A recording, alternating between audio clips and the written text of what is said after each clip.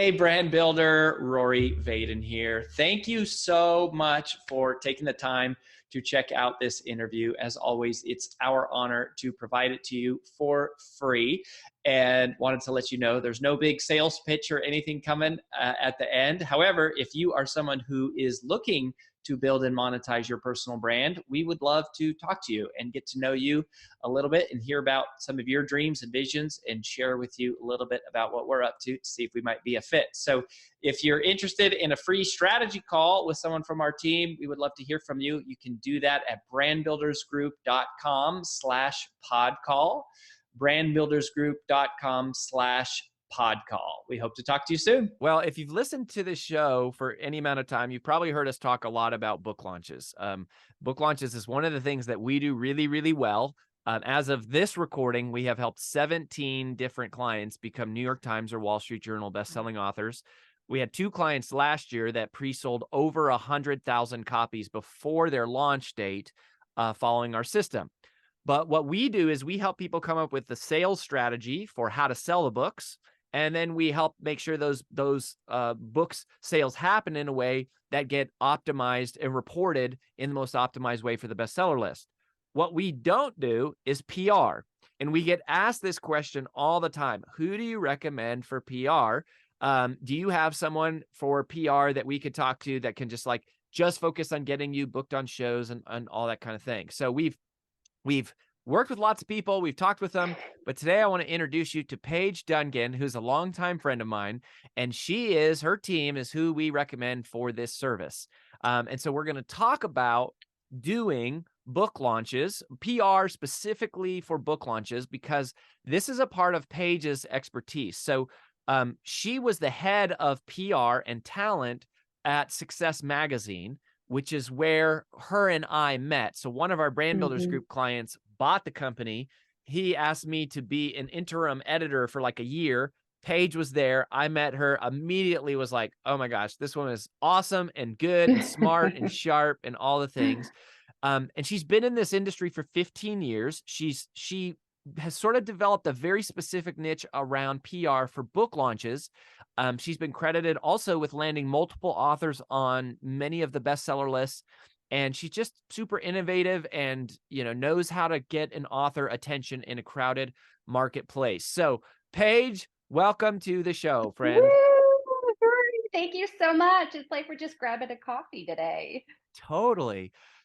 So let's talk PR for book launches. Yes. What do you think authors who are moving into this world, whether they're doing it themselves or they're working with you or they're hiring somebody else, what do they need to know about getting media attention today for their book? What are some of the big things where you go, man, I have to tell every author this over and over and over and over. And so we're going to tell them all right here one time, get it recorded. Yes. And they'll come to you knowing this. Yes. The number one thing where I tell all of the authors I work with is the media actually doesn't care about your book. Now, when I say that statement, what a great way.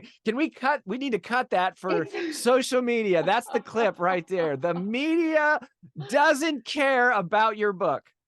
They don't. And it sounds harsh, but here's the thing that I follow that up with. The media doesn't care about your book yet, because what they have to understand is who you are, why you are the authority or expert in this space, and you have to build that trust with them first as an individual or as a company.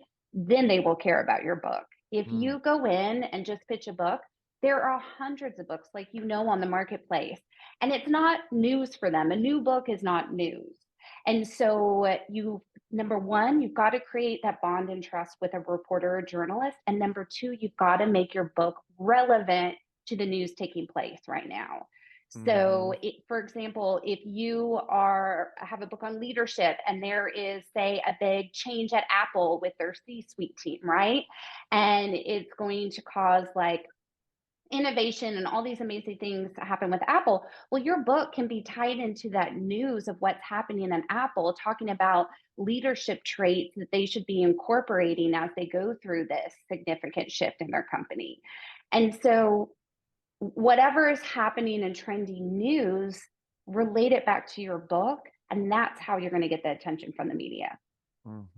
Yeah, I love that. Just this idea that like your book is not news, the news is news, and then you're connecting your book into what's happening in the news. That's how you get those appearances. Now, you talked about building sort of the credibility and the trust with these reporters. And it feels a little bit like a chicken and the egg thing. Like, how do I get them to know about me without having something to pitch to them to do? Like, exactly. So what do you, how do you go about building that, relationship and trust with the reporters? Yeah, there's two approaches that I teach. So number one is a approach that works really well, and that is you pitching yourself as a source to one of their stories. So if you see them writing stories, let's say about TikTok and all things happening out of TikTok, and your book is about the effects of social media of today or something like that, you simply find their email address and you reach out, letting them know you really enjoyed their TikTok story on X. You share a little bit of background about yourself and just leave it at, I would be happy to be a source for any other future articles you're working on. You're simply offering them, because journalists and media need sources every time they put out a piece of content. It's part of the credibility of journalism. And they're always desperate to find an expert to share a quote, share another perspective.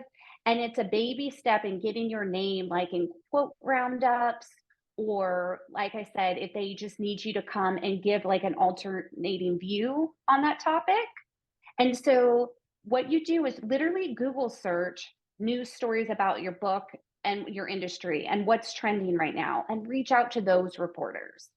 Got The it. second part of that. So hold on that. I do want to hear the second one. But so when you say you find their email address, okay, so I love what you're saying. So you go, first of all, you got to just like pay attention to the news, right? What is Forbes writing about? What is Fox or CNN? What are they doing stories on? What's trending? There's a bunch of ways to figure that out. You can set up Google alerts. You can, click on the trending button on TikTok. Like, you can figure out, just look at whatever people are talking about, just watch the news or read the articles. So then you find the reporter, which is pretty easy because their name is usually pretty easy. Yeah. How do you find the contact information? Like, how do you go about that? This is my favorite part, Rory, because you get to be a little bit of a spy in the best way. And so there's a couple ways you can do this. Let me start with the free to like the paid. So the free way to do this is actually like Wall Street Journal and some of the outlets will list an email button for their journalists. So some outlets, but that's probably a 20%, right? Will share the email up front. The second thing you can do is you can find them on social media, right? If you know their name, like Rory Vaden, I'm going to put him on Instagram. You can also start a relationship on social. Like, if you cannot find their email free and you still want to do free, find them on social. And again, just serve them, interact with their content and message them there. The third way you can do is you can pay for like a Rocket Reach or email lookup platform, right? That can find their email. And so that's a wonderful way. If any of you are in sales, you know about these different, platforms that will help do a reverse email lookup. But then the last option is you can actually get a PR CRM. And so this CRM literally lists the database for all journalists and media, talent bookers, and it allows you to be able to put in like a company like Forbes, like the media brand Forbes, and it pulls up all the writers and what beats they cover. And the reason agencies, almost all PR agencies have one. They do have cost-effective solutions, though, also if you're just a one-on-one looking to have this access. But if you know you're going to go out and you're like, PR is my focus right now, I'm going all in, I would suggest looking at the PR CRM, because it will save you a lot of time compared to the free version to be able to find exactly who you need. Is that like Cision or something else that you're talking about? Yep, it's like Cision. There's one called Muckrack. There's a cost-effective one called Prowly. You're exactly right. It's any of Prowly? Prowly, Prowly. I haven't heard of that one. Now the other way to do this, of course, because, you know, and sometimes when you're first starting, like this is how I started, right? And it was exactly what you just described. I would just go, oh, hey, they're writing on this. They should be mentioning me, or maybe they'd want to do an interview on, you know, I could not think of it as, oh, they're going to promote me. Think of it as I can help provide content for them or be a source for them, and I can help promote them. Like I can share their articles. Yes. And so I started on social, and then I would do do all these same things. And then over time you realize, wow, it takes a really long time to do this. And so that's when you hire someone like you to go like, it's way, because not only do you have to figure out you got to figure out what topics are they writing on, who is writing on it, then the contact information, and then you have to actually angle your pitch to be custom. And I think that's the thing that I think a lot of people screw up is they send one blanket email blast to everybody, the same message. That doesn't work. It doesn't work, and it's too long. And I love what you're saying before. And I want to hop back a minute to your point, Rory, of serving them. I always tell people, what problem are you trying to solve for the reporter? That's what they want to know. Yes. Like, what is the problem? How are you solving it? That's news. And so to your point on the communication, I always preach no longer than 250 words in your first email. It sounds super short, but all of my editor friends have told they get over 100 to 150 emails a day of pitches that literally on top of every other news thing that come into their inbox. Wow. They are not going to read. No longer do you just send a press release. You've got to really build that relationship. And then the art of crafting a pitch is more critical than ever now, for sure. Yeah. And it's an art, and it's like anything. I mean, it's like, are you likely to open your mailbox and grab something that looks like a total spam, or are you going to open something that looks like a handwritten note, and then you open it and it is handwritten and it's completely a custom story to you versus like a printed flyer or something? Like it's just like that, except, and that takes time. And that I think is where you really come in to go, hey, if you want someone to help do this. What was the second thing? So you said there was two ways to build a relationship. The first one is to basically be a source for them. What's the second? Number two is tapping into what you just said as well, is serving them content. So becoming a contributor to their outlet and serving them with their expertise. So this works really well. Like let's take Fast Company, for example, right? And you are an expert in kind of business and innovation and even like team structure and management. Reach out to the editors and share your story idea, right? Don't ask them if you can be a contributor, because that is just going to get lost and they don't care. Go with them for a story, like the 5 ways to effectively manage a team through a recession, or whatever your content is, and share the synopsis of that article exclusively for them, Rory. And 9 times out of 10, because they are desperate for content, because teams are leaner than ever at all of these media brands, and there's just not enough of them to create content. And so if you can really provide value as a contributor, also known as a bylined article, right? You get your name listed on Fast Company's website, and if it's picked up in print, the magazine, and you start to build that relationship of credibility with that brand, serving them. So when you do go in for an ask for your book, you've already provided them immense value. And you're also elevating your whole personal brand at the same time as your book too. Yeah. I mean, there's a couple things there going on.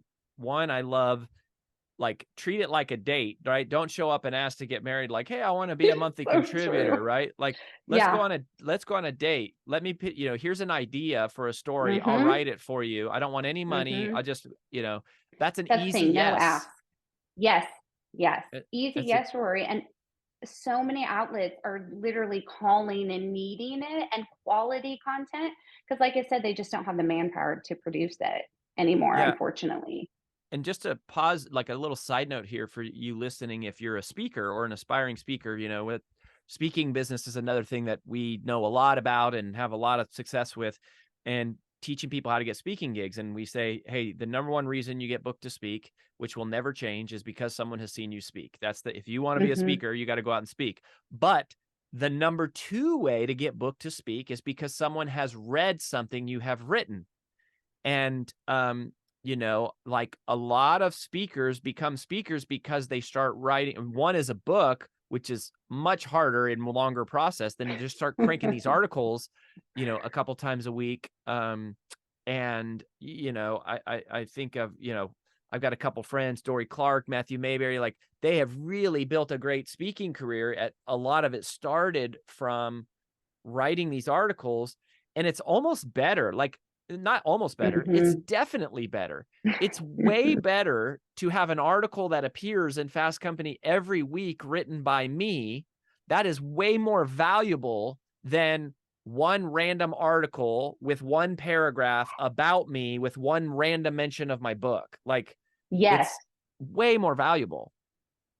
It is, Rory. I'm so glad you brought that up because it leads to a much longer life cycle, right, of promotion and opportunities for you doing this strategy. And like you said, it requires some upfront work, but nothing like if you've already written a book, this is a walk in the park, right? This is nothing of your time.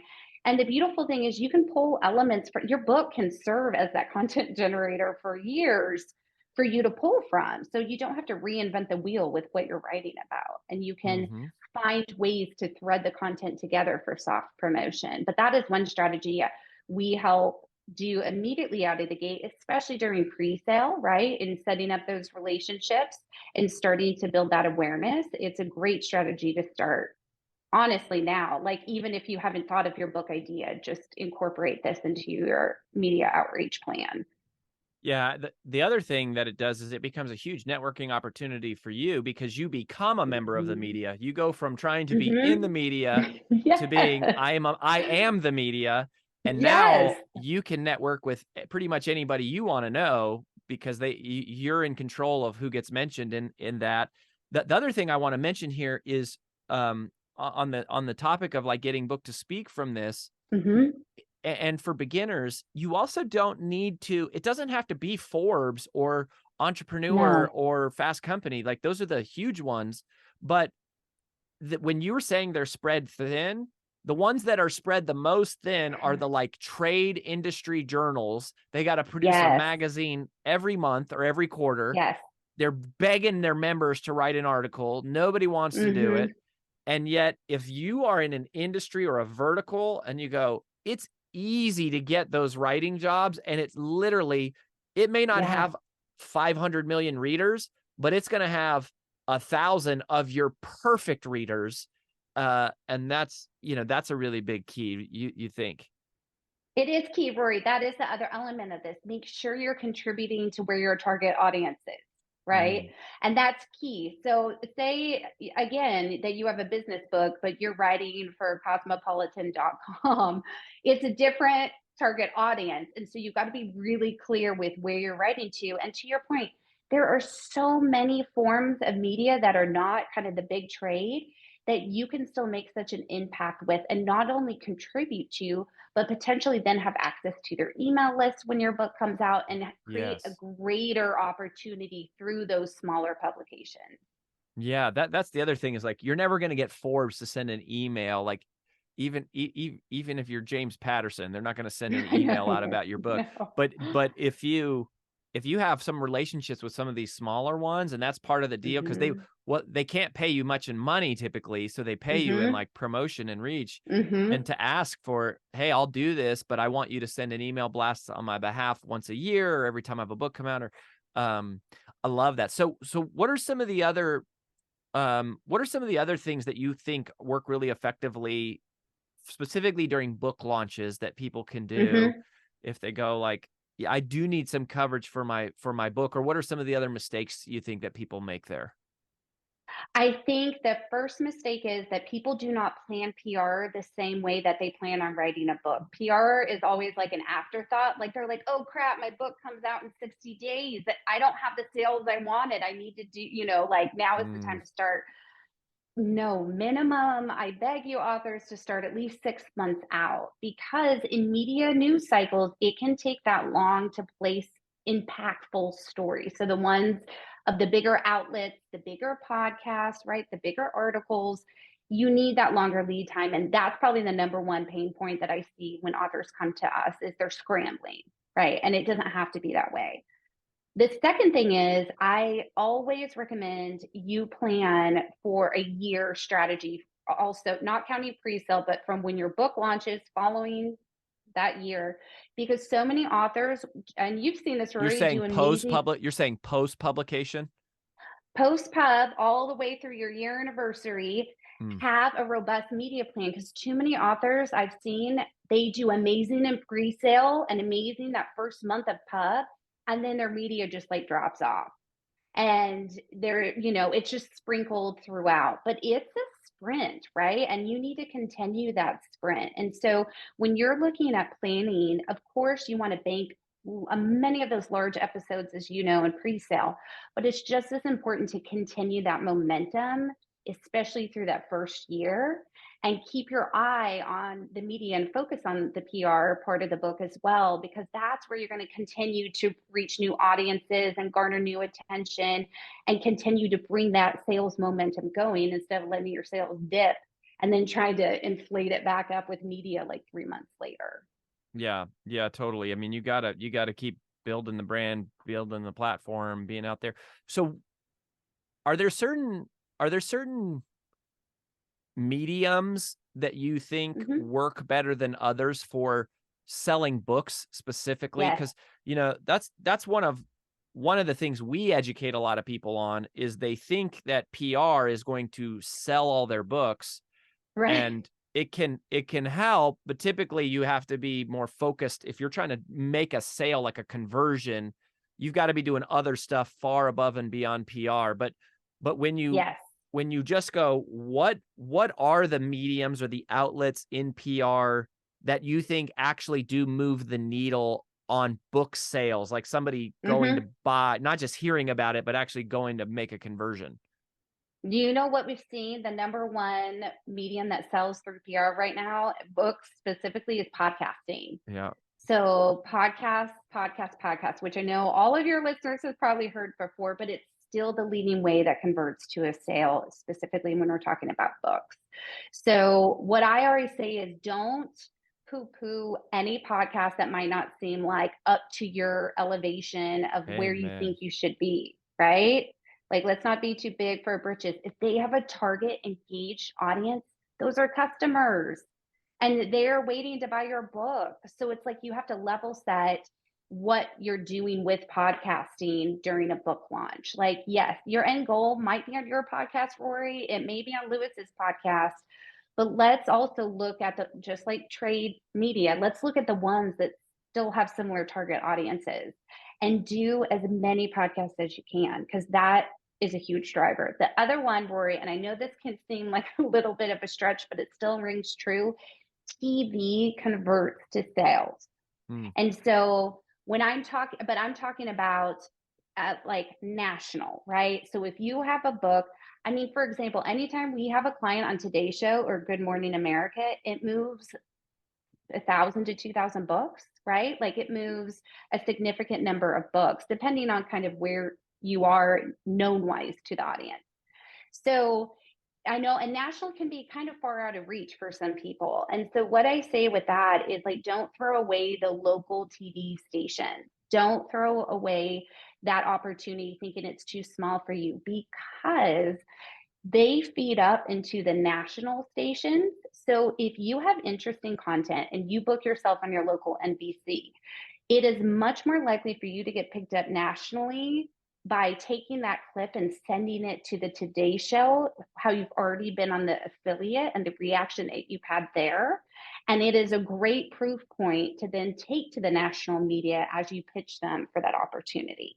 Yeah, that's also huge for your speaker demo video, and to put, screenshots of it in your book proposal and in your PR to get yourself booked on other podcasts, to show those clips of you on TV, all of those things, your media sizzle reel. Let's talk. One thing on the podcast is, just to echo what you're saying, to become a Wall Street Journal hardcover business best-selling author, which is like one of the it's the easiest major list to hit. I say easy, it's not really easy, but it's like, to hit the New York Times, you need to sell well north of 10,000 units in a week. But to hit the Wall Street Journal business list, it's typically like a few thousand units, 2,000 or 3,000 units. So you don't need millions of people to buy your book in order to become a legit best-selling author, like from a major, reputable list. So if there's a podcast and they have 1,000 of your perfect person and you can get 1,000 people to move and buy something, like that's huge. Plus, that's if you're lucky enough to get on the Today Show, you might move 1,000 copies that way. So, but that's 1,000 out of a bazillion people versus, 1,000 out of 5,000 because it's your perfect audience. So, I think that's really good. I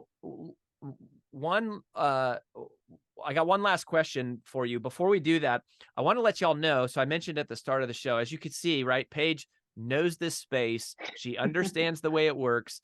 Our whole brand builders group, service-centered methodology and giving first and adding value to others first is a core part of what she believes and how she does what she does. And that's why we recommend her as our PR firm for book launches. So if you need someone to help you do PR for your actual book launch, here's what I want you to do. Email us, implementation@brandbuildersgroup.com, implementation@brandbuildersgroup.com. That's our email address to connect you to all of our vendors. But in the subject line, I just want you to put book PR. That's it. Just email us, put book PR in the subject line, send an email to implementation@brandbuildersgroup.com. And then we'll have someone on our team connect you with Paige and walk you through, the whole thing so you can talk to her directly and her team and see how it works. I would say, I can say this because I'm not in PR. We've seen a lot of people waste a lot of money on PR firms that they're not accountable. They don't have a good plan. They don't do it right. They do a total shotgun blanket approach. They're just sending out a giant press release and they're not doing the kind of one-on-one follow-up work and building long-term relationships like Paige and her team. So, it can be risky business spending lots of money on PR. So make sure you're working with somebody who knows what they're doing. In this case, we're totally sure about that with Paige. So email us, implementation@brandbuildersgroup.com. Yeah, of course, Paige. So one last quick question is on the TV, because this is the dream, right? Good Morning America, Today Show, Of course. What, I know you've had that happen for clients. When it happens, when you get the big national dream television hit, how do you get it? What are the series of events that led up to that producer saying, yes, I'll do this? Like, I know it's always a long shot, but what can we do to tip the odds in our favor for a big national TV hit? The first is make sure you're communicating with the right people. So both at Today, Good Morning America, CBS, they have specific book producers. So you need to make sure you're first talking to the right people, because too many times people just go to the general producer. That's not their beat. You need to find the book producer. And then to be able to, it takes a 6-month plus lead time. They book their spots for books 6 months out at minimum. So you need to give yourself runway.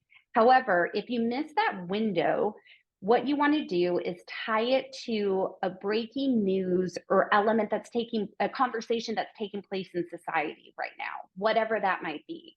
And you need to be able, again, they don't care about the book. So you've got to go in first, starting with you as a tool and how you're going to solve this problem. And it takes months of communication. Like, I have relationships with all the book producers, and it takes us months of communication and understanding, because there's only so much airtime that they give to books.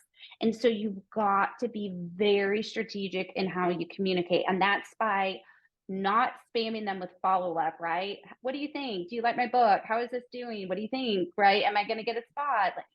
Respect their inbox. So only communicate when they respond, you respond back, and then give it a couple weeks. Don't stay on top of it like it is your best friend, because you will get blocked very quickly from the show. Number two, I will say connect with them on social media. That makes the biggest difference too. We are connected with all the editors and journalists on social. And again, just serve and interact with them on social. They get to see your name continue to pop up. They get to see your content, kind of psychological play, right? And just the power of how many times you're introduced to them. And then if you're realizing your pitch is not working, redo it. That's what I think so many people are afraid of. They forget it's just like email testing, A/B testing. Obviously, they're not biting over here. So is there a new research study out that you can tie that research into how it relates to your book that's newsworthy to them? Is there a social trend that is happening that somehow ties into your book, right? So have some type of element that is research-based or fact-based to go with your book and something that's new, and approach it that way if your first pitch isn't working. And then number three, it's honestly not give up. So if you realize your book is just not hitting and coming through, again, go back to this drawing board and reach out just as a source and an expert. I know it kind of sounds like beating a dead horse, but it's relationship building. You're retooling. You're not going in with thinking you're going to pitch and your book's going to end up tomorrow. You've got to give yourself that runway to be able to do it. So the more you can connect with them on email serving and social, the more you can tailor your pitch to that 6-month time frame and have it be something newsworthy and exciting. Or if it has a celebrity angle that you can tie to it, the more likely you're going to end up on national news. Because you have to think, this is national morning news is lifestyle, right? It's lifestyle and news. So it's talking about some politics, cultural elements, right? All of those, but also the second and third hour of those shows are heavily like health, fitness, books, wellness. And so that's where you've got to pitch your news, and the book editors sit is typically in that second hour or third hour of the morning show. I love it. I love it. So many helpful tips, Paige. So I know, practical. I'm so passionate. I really appreciate it. Thank you for sharing so generously here. Everyone share this with someone you know who is writing a book or wants to write a book or is thinking about writing a book. I mean, this is mission critical stuff. And we're so grateful for you, Paige. And we just wish you all the best. Thank you. I loved being here today.